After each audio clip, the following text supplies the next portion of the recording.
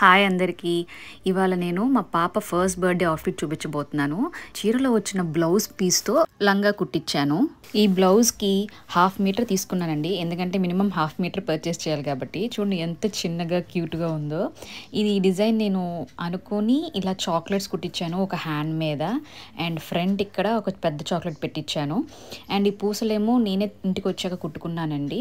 Usually birthday అనగానే అందరూ long frock prefer చేస్తారు కదా, కానీ నాకు డిఫరెంట్గా లంగావోని కుట్టించాలనిపించింది. అందుకనే ఎందుకు మళ్ళీ సపరేట్గా ఖర్చు పెట్టడం అని చెప్పి నా చీరలో వచ్చిన బ్లౌజ్ని లంగాగా కుట్టించి ఇలా దానికి సేమ్ కలర్ జాకెట్ కుట్టించానండి. దానికి కాంట్రాస్ట్ బార్డర్లో ఏదైతే రెడ్ వచ్చిందో అది ఓనీ తీసుకున్నాను.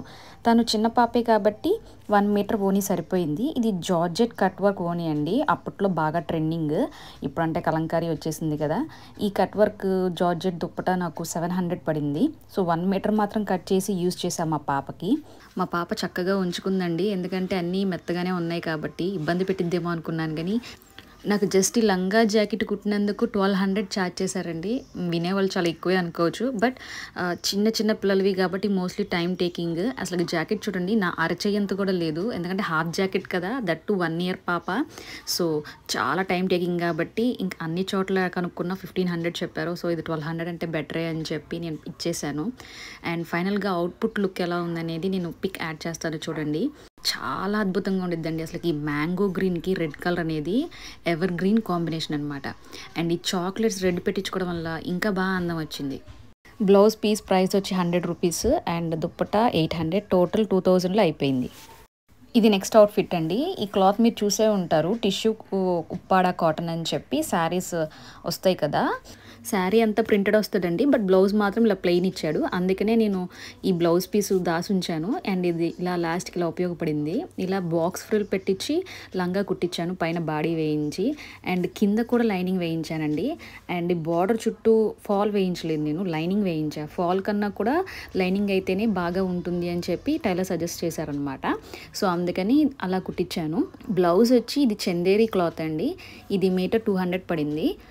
నేను 1/2 మీటర్ తీసుకున్నాను. అండ్ ఇలాగా హాఫ్ బ్లౌజ్ కుట్టించి హ్యాండ్స్ ఏమో ఫ్లయింగ్ హ్యాండ్స్ పెట్టించాము, బ్యాక్ ఓపెన్. అండ్ ఇలా థ్రెడ్స్ ఇప్పుడు కొత్తగా వస్తున్న ట్రెండ్ అని అన్నారు.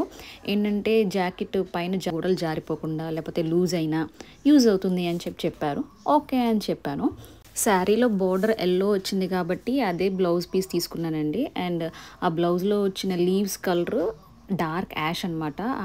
ఆ కలర్తో రోప్స్ పెట్టి ఇలా చివర్లో హ్యాంగింగ్స్ ఇచ్చారు. చాలా ముద్దుగా అనిపించింది మా పాపకు వేస్తే. అండ్ పర్ఫెక్ట్గా లైనింగ్ వేయించుకోవడం వల్ల మెత్తగానే ఉంటుంది పిల్లలకి.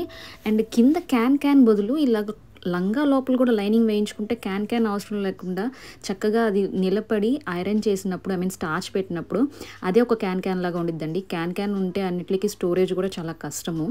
ఈ లంగా జాకెట్ కుట్టినందుకు కూడా సేమ్ 1200 ఛార్జ్ చేశారండి. ఫైనల్ లుక్ ఎలా ఉందో పిక్స్లో చూడండి. Thanks for watching. Please subscribe. ఈ వీడియో మీకు ఉపయోగపడిందని అనుకుంటున్నాను. Thanks for watching.